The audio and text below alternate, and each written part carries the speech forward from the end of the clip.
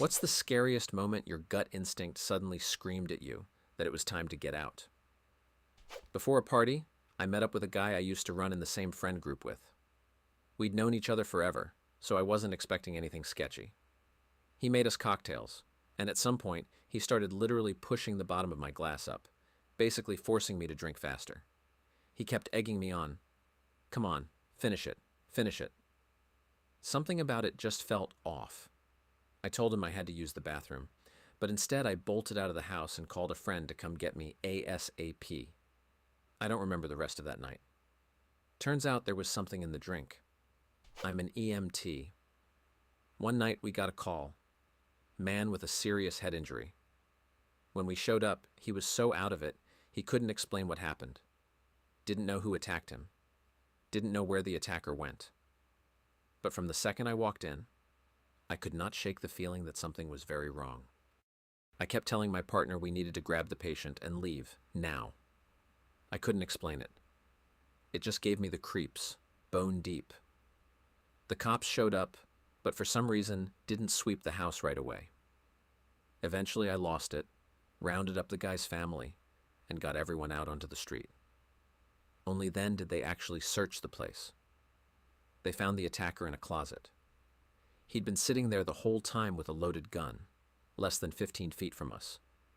And the injury on the patient's head turned out to be a gunshot wound. My husband and I stopped at a gas station in Tuba City, Arizona. We needed to fuel up and walk the dog. He pulled around behind the building so there'd be fewer people and the dog could stretch its legs. I took the dog out.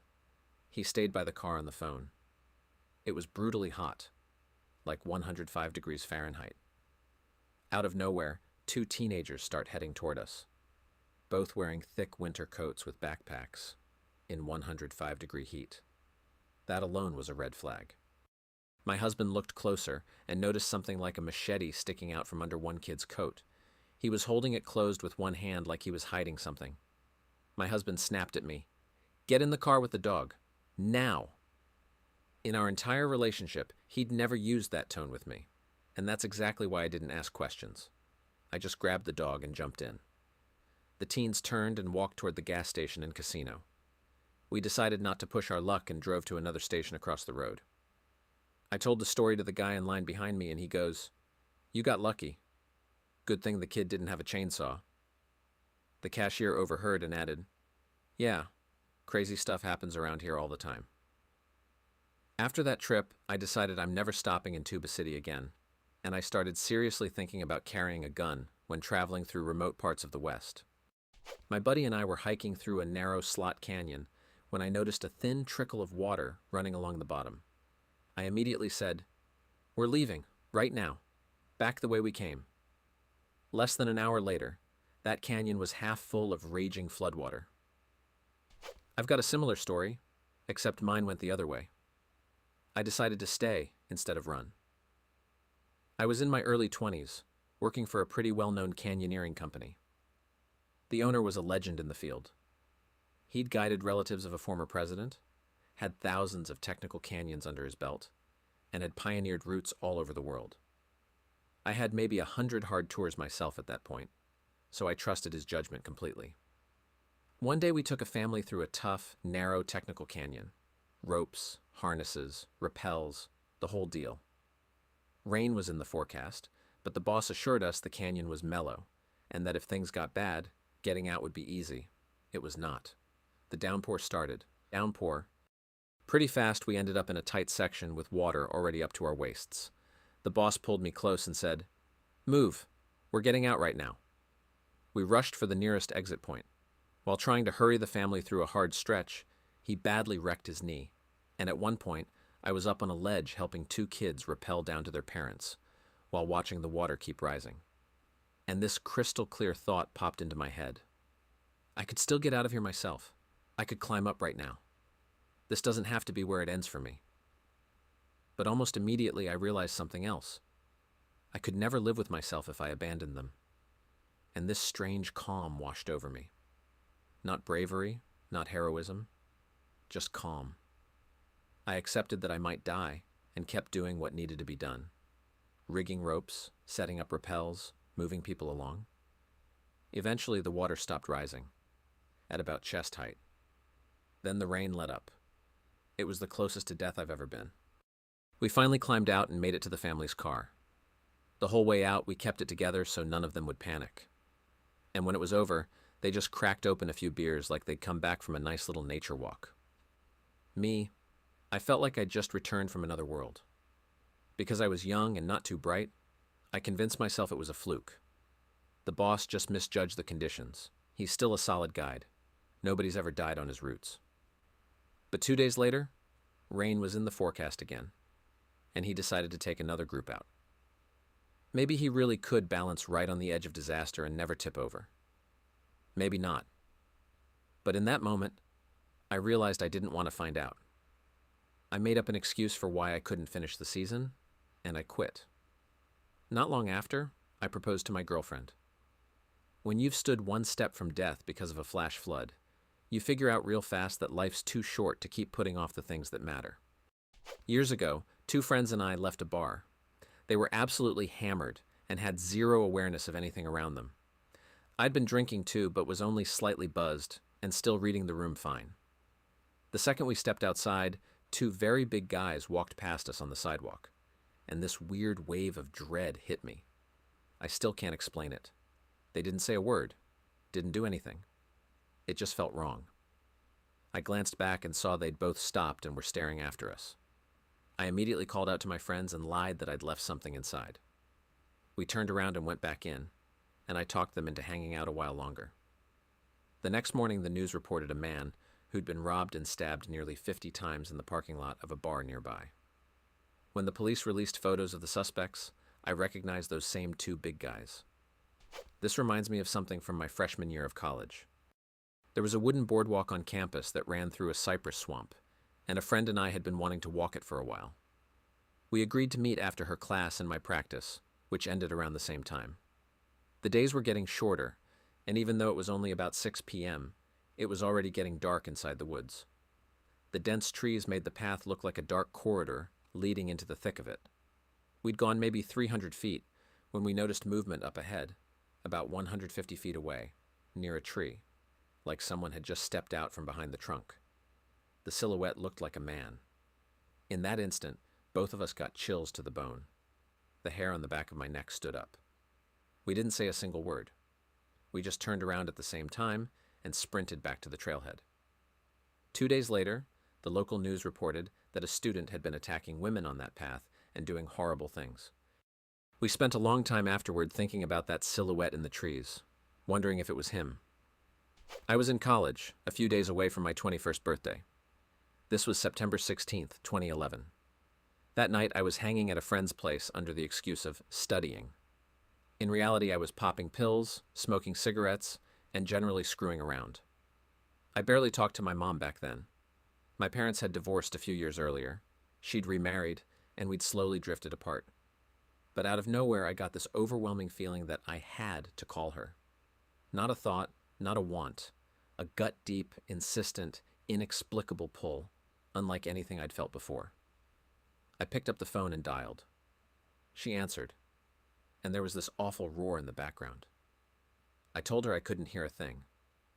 So she walked away from the crowd, over toward the parking lot, and we talked for a couple of minutes. She told me she was at an air show in Reno. Her husband was running air traffic control for the event that day. We said goodbye, and less than a minute later she called me back, panicking, sobbing. Turns out, as she was walking back toward the crowd, a P-51 Mustang's controls jammed. The plane lost control and slammed into the spectators at huge speed, right where she'd been standing before my call. 11 people died in that crash. This story still messes with me. It was so strange to realize I'd heard about it roughly 15 minutes before it hit the news. I'm grateful I listened to that voice. Of course, there's no way to know for sure if it saved her life. But she was only about 100 feet from where the plane went down. My mom had a similar story about my grandma. Even though they lived on opposite ends of the country, one evening my mom was giving me a bath and suddenly felt this inexplicable dread. So strong she was certain something had happened to her mother. She immediately called my grandma's doctor and basically begged him to drive out to her house. Turns out Grandma had had a stroke. The scariest part, It was one of the rare times my grandpa had stepped out, and there was no one around to help her. Thankfully, it worked out. Grandma made a full recovery and lived about another 17 years. My buddy and I went on an overnight bikepacking trip and were almost at our campsite. The forest there was so dense you could only move along the one cleared trail. Solid brush on both sides you couldn't push through on foot, let alone on a mountain bike. So we're riding along and suddenly, right in the middle of the trail, I spot a huge pile of bear scat. We stopped. I looked at it and said, "Hey, I don't like this at all. If there's a bear standing somewhere up here, there's nothing we can do. Just scream our heads off and pray the bear spray works. Let's turn around." But my friend talked me into going on. About 300 feet later, we came around a bend and saw a massive brown bear. It was just sitting in the middle of the trail, looking like the most harmless, dopey creature alive. We started backing away very slowly, but the bear started following us at the exact same pace. This went on for a while. I'll never forget how terrifying it was. We never made it to camp that night. After that encounter, the urge to keep going just disappeared. Mine was the opposite. A few days ago, I walked up to a crosswalk. I got the green and was about to step out, but for some reason, I decided to wait. No idea why. And literally a second later, a car came flying through at insane speed. If I'd stepped out right away, I'd have been hit for sure. It absolutely wrecked me. I broke down crying right there on the street. A guy who saw the whole thing came over and asked if I needed help. Moments like that show you how thin the line is between an ordinary day and a tragedy. And yeah, like a lot of people have pointed out, always look both ways even when you've got the green. In my case, the car came so suddenly, I didn't even register where it came from. One night, my mom and I were driving down an almost empty street in Seattle. I slowed down before turning into a side street, and suddenly there was a loud bang. The next second, the windshield basically exploded into shards. At first, we didn't even understand what happened. My mom wanted to get out and look, but I was suddenly seized by panic. I locked the doors and floored it.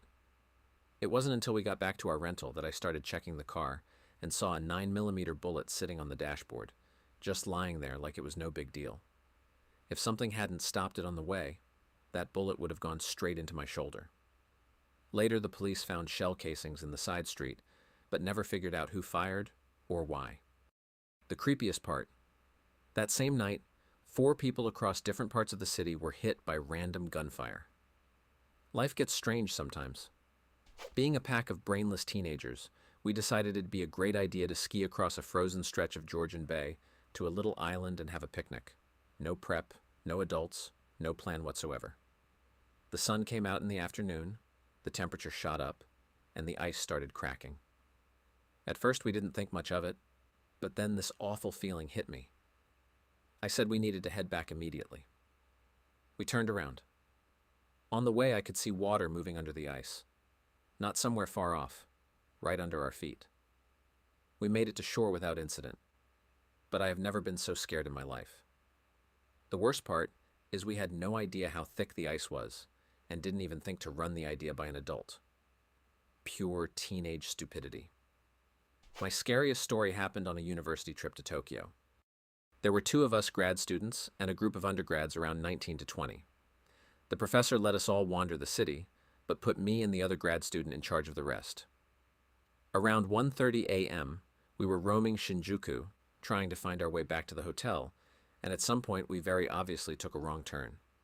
Narrow alley, almost no one around. And suddenly, out of the dark on both sides of the street, 4 men just materialized. All perfectly dressed, expensive suits, immaculate, with just the edges of tattoos peeking out from under their collars and sleeves. The other grad student and I were at the front of the group and froze. The younger students didn't notice a thing. The 4 of them just stood there looking at us. Not moving, not saying a word, just studying us. Then one of them clicked his tongue, gave the faintest nod back toward the street we'd come from, and all 4 kept watching. The message was crystal clear. You don't belong here. No talking, no questions. Time to go. Right now. I gave a small bow out of respect and turned the group right back around. Mine's the reverse. Everyone instantly figured out an undercover cop had walked into my dealer's house. People cleared out within 5 minutes of him showing up. Everyone but me. Clues I somehow managed to ignore. He was about 45 with a military haircut. He was walking around the house shirtless for some reason. Way too calm and confident. As far as I can remember, he didn't say a single word the whole time. The dealer's regular who introduced us was blackout drunk by noon and avoiding eye contact with everyone. And this same drunk guy kept repeating the same phrases over and over with a weird emphasis. I always felt a little bad for our local detective who tried to go undercover in a nightclub. Fresh haircut, brand new New Balances, clean-cut look. Only problem was, it was a punk club. So there he is, walking around among the punks asking, "Hey guys, anyone know where I can buy some ecstasy?" We genuinely felt sorry for him. Not so sorry that we stopped oinking at him like pigs as he walked by. But still, we were at a party in some rundown house. At some point I felt the whole vibe shift hard. Nothing specific happened. The crowd just suddenly got off. I got this really strong urge to leave fast. So strong I didn't even want to wait until we reached an actual exit. So I just climbed out through the bathroom window. And the wild part? Everyone else reacted the same way. Nobody argued or said I was being dramatic. It was like they all felt it too. That, yeah, it's probably time to go. We ran to the car and took off. Shortly after, a massive brawl broke out at the party. Cops were called. Then they had to call an ambulance because the fight got really serious and pulled in a ton of people. The police also rounded up a bunch of minors. I can't explain it, but I could literally feel the tension in the air. Heavy music blasting, people on edge, everything around hinting that something was about to pop off. So glad I listened to my gut and left. I was 9 months pregnant. My husband and I were about to take a walk through a big park in Los Angeles. The park bordered some residential blocks, and nearby there was an open area with a playground and picnic spots. The trail entrance was pretty narrow. Once you rounded the first bend, you couldn't be seen from the neighborhood or the playground. There weren't many people out that day. Just as we were about to step onto the trail, I noticed a man about a block away. He was leaning to one side in a strange way. I couldn't really make him out, but something about him felt wrong. And then he suddenly started running straight at me. I knew it was time to go. My husband and I turned around immediately and hurried to the car. Luckily, it was parked just a few yards from the trailhead. We managed to get in and drive off, and the guy chased our car until we finally sped away. So creepy.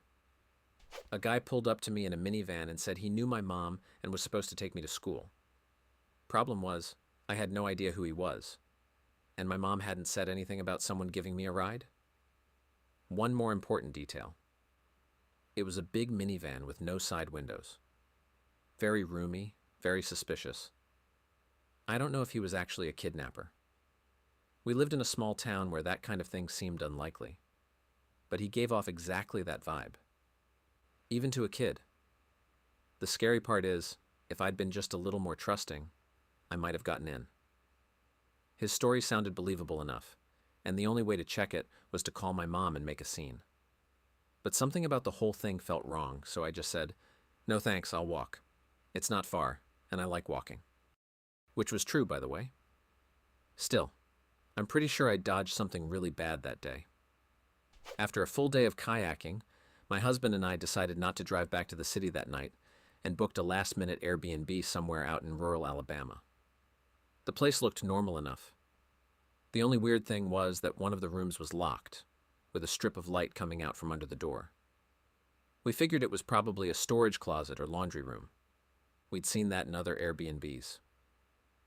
My husband found a switch in the kitchen that turned that light off, and we went to bed. In the middle of the night, he suddenly woke me up.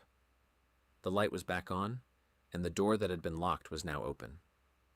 There was almost nothing inside, just a window. That was the end of our curiosity. We bolted out of the house, jumped in the car, and drove away as fast as we could. By 3 a.m., we were already racing back to Atlanta, having decided some mysteries are better left unsolved. This was during the Woolsey fire in 2018. I had all our valuables packed in the SUV by early evening. By dusk, the air was so full of smoke it was getting hard to breathe, and the wind was blowing like someone had aimed a giant industrial fan at us. At 7:45 p.m., we decided to leave. The official evacuation order didn't come until 2 a.m. By then, people were panic packing, jumping in their cars and trying to get out. But the roads were already gridlocked and fire was raging all around. We, meanwhile, were safe in a hotel about 25 miles from home. My phone blew up with texts and calls all night. It was the scariest night of our lives. But because we left early, our little kids didn't have to live through the evacuation chaos that almost everyone else got caught in. On a big cross-country road trip, we stopped at a roadside rest area somewhere in the middle of Texas. One of those spots where there's nothing for miles, and you're just glad you filled up in time. After hours in the car, everyone was thrilled to finally stretch their legs. Storm clouds were gathering nearby, but nothing about the weather seemed especially alarming. And then something changed. I don't even know how to describe it. The air seemed to get heavier. There was this pressing, unpleasant feeling. My ex-wife, who was on the other end of the field, suddenly started waving at us to get back to the car immediately. I felt it too. So calmly. No panic, but very fast. I gathered everyone and got them in the car. We'd pulled away just a few minutes earlier when my youngest daughter turned around and pointed out the back window. "Look, what an interesting thing."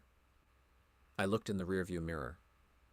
Right next to the rest area we'd just been at, a tornado was forming.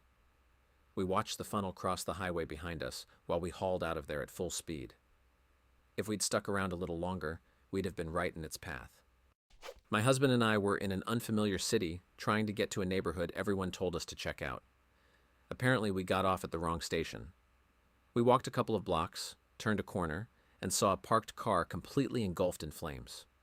It was just burning in the middle of the street, and the locals were sitting on their porches, calmly watching, like it was just another ordinary day. No police, no fire trucks, no one. I looked at my husband and said, "I think we need to get out of here right now." My family's from a small town in northern Mexico. As a kid, we'd go there every summer and every winter. Everyone there either knows each other or is related. One evening, I was walking with a few of my cousins from my aunt's house to the corner store to grab some snacks, just normal teenage girls. Suddenly, we noticed an old beige car driving slowly toward us. There were several men inside. I didn't recognize the car or any of them, and I was instantly gripped by panic. That familiar feeling where your whole body floods with heat and something inside is screaming danger. We didn't even say anything to each other. We just grabbed hands at the same time and ran back as fast as we could. Nobody explained anything. We all just knew. If we kept walking, this would not end well. As we ran, I looked back and saw the barrel of a huge gun sticking out of the car window. That was the year cartel activity spiked hard in the region. Soon after, there were several kidnappings in the area. We got incredibly lucky that day. Incredibly lucky. Thanks so much for watching. Drop your own stories like these in the comments below, and don't forget to check out our other videos. Much love. See you tomorrow. Bye.